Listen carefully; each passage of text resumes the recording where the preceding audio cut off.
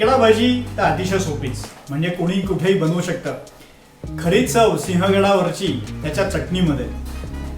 So next step आपण बघणार आहोत त्याची कांद्याची चटणी कशी बनवायची ते.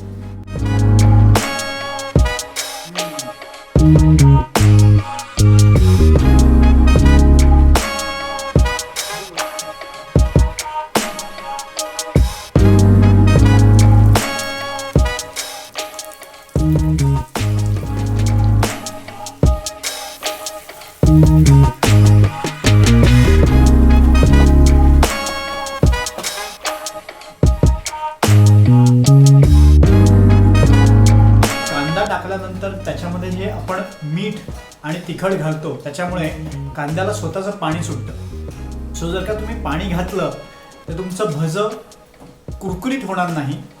सो खेकडा स्टाईल कांदा भजी नो वॉटर. जर का तुम्ही गार तेलामध्ये भजं टाकलं तर तुमचं भजं ऑइल पिल, म्हणजेच ते सॉगी होईल आणि खाताना तुम्हाला मजा येणार नाही. So tip number 2, check your oil temperature before you fry your bhaji.